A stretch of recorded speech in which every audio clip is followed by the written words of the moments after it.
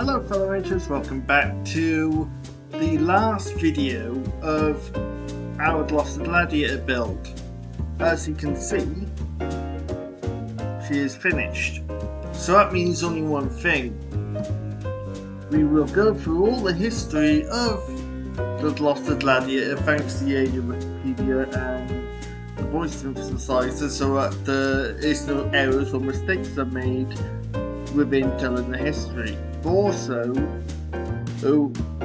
one thing I will say is my brother Aaron, who does the Model Railway series, the Owen Blundera Model Railway, which has just started on the 5th of this month, 5th of October 2024, so that is now live, Series 4. He has also built his own exact same kit of the Gloster Gladiator, and so I've taken a couple of photos of that, a couple of film footage of that, and I've also checked the history out on that one, and that one also has a very interesting story to it. So for now, we will move on to the history of the Gloster Gladiator, and then we will go on to the history that we got currently for our Gloster Gladiator N2309 and explain a little bit more after that. The Gloster Gladiator is a British biplane fighter. It was used by the Royal Air Force and the Fleet Air Arm as the Sea Gladiator variant, and was exported to a number of other air forces during the late 1930s. Developed privately as the Gloster SS.37, it was the RAF's last biplane fighter aircraft, and was rendered obsolescent by newer monoplane designs even as it was being introduced. Though often pitted against more advanced fighters during the early days of the Second World War, it acquitted itself reasonably well in combat. The Gladiator saw action in almost all theatres during the Second World War, with a large number of air forces, some of them on the Axis side. The RAF used it in France, Norway, Greece, the defence of Malta, the Middle East, and the brief Anglo-Iraqi War, during which the Royal Iraqi Air Force was similarly equipped. Other countries deploying the Gladiator included China against Japan, beginning in 1938, Finland, along with Swedish volunteers, against the Soviet Union in the Winter War and the Continuation War, Sweden as a neutral non-combatant, although Swedish volunteers fought for Finland against USSR, and Norway, Belgium, and Greece resisting Axis invasion of their respective lands. South African pilot Marmaduke Pat Patel was the top Gladiator ace with 15 victories with the type. Right, fellow rangers, now we have had a brief history of the Gloster Gladiator. We will now move on to the history I've managed to get so far of our Gloster Gladiator Mark II N2309. The 8th of November, 1943, 1645 to 1755. On returning in semi-darkness, the aerodrome was obscured by bad visibility and a crash landing made at Magdalen Road, south of King's Lynn. F/LG Watson was only superficially injured, but the aircraft was severely damaged and placed in Category B. Right, fellow rangers, yes, that was sadly a brief history on our aircraft, but I have been in touch with the Imperial War Museum, Duxford, and they've recommended me companies to speak to regarding our Gloster Gladiator, so if there is an update regarding our Gladiator, there will be another video on it. But for now, we'll move on to the other aircraft, which is the Sea Gladiator. So let's get on with that, and regarding that aircraft, I have actually been able to find out a lot more history than I originally first thought, so I hope you enjoy. And sorry about there's no photos about the actual our aircraft.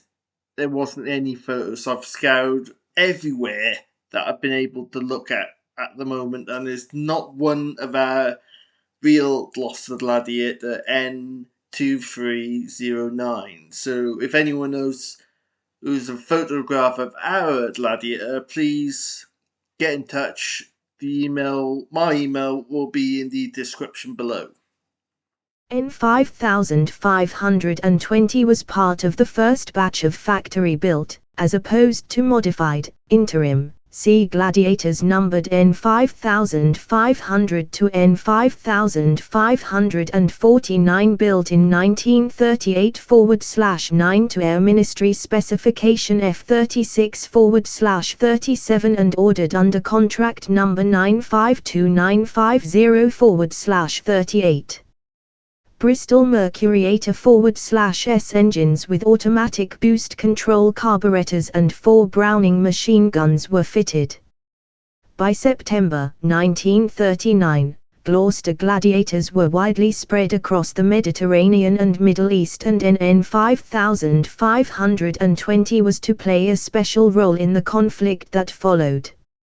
Flying Officer John L. Waters' own Gloster C Gladiator N5520 also served with 802 NAS from June to November 1939 and joined the HAL Farfighter flight in April 1940. Waters used Faith to shoot down an Italian Savoia Marchetti 79 on the 11th of June 1940 and did the same thing the next day.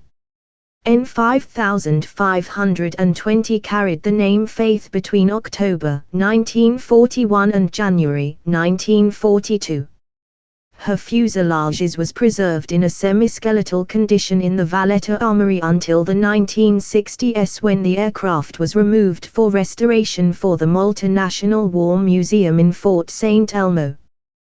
The fuselage was certainly in a much better state when in November 1974, it was used to ceremonially haul retiring Station Commander Group Captain M.J. Armitage off RAF Lucca, not long before British forces left Malta and the George Cross Island began to pursue a more independent world role. However, the restoration by the RAF was historically inaccurate, and a growing body of opinion in Malta believes that N5520 should be transferred to the Malta Aviation Museum based at Tarkali for a full restoration incorporating wings from the RAF Museum and from Finland. Right, so Aaron C. Gladiator certainly did have a very interesting life, and after the war, even though in bits. And now in Malta. That's a nice little bit of feeling to know that it is still around, because for future generations, it is a mark of you gotta learn from it, because it is absolutely legendary, and we can't have aircraft like this get forgotten by future generations, as it pretty much we learn from our history, and pretty much we can't let that die. So I personally believe that we need to preserve and keep around for future generations so that they can learn and essentially use that as in a way of not letting this repeat again regarding World War II. Anyway, back onto something not as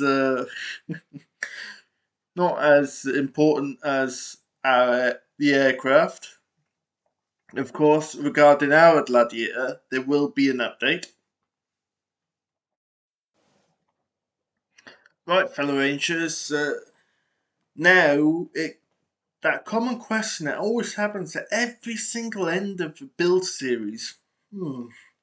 What am I going to do with all this spare time? And this time, I did give everyone till the 5th of November with a few votes of which aircraft to do next, as just to see what would people pick from the options that I gave, and I got something else to keep me busy.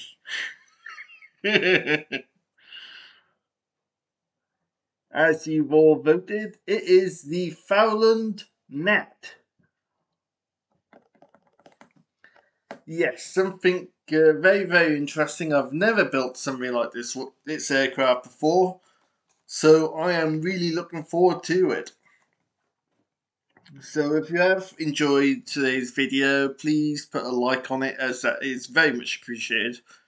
Also, all the sources I've been able to get the history from, I really appreciate you put them online so that average people like myself can find them, so that I can preserve history in a way for future generations. Also, if if it is your first video with me and you've liked this video, please consider subscribing to the channel, as it would be very, very much appreciated.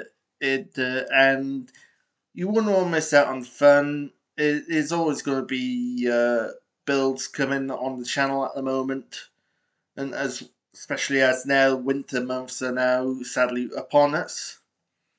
So there's not going to be much regarding car content. But there is, of course, the Unlander Series 4, or out now. That's not all at once, but there is going to be per week until Christmas, or just before. Anyway, until next time, my fellow Rangers, that is from me and our Gladiator. And yes, if there is any updates regarding our Gladiator, regarding if I can find any more information, there will be a video. But till next time, my fellow Rangers, from me and our Gladiator, Lone Ranger, signing out.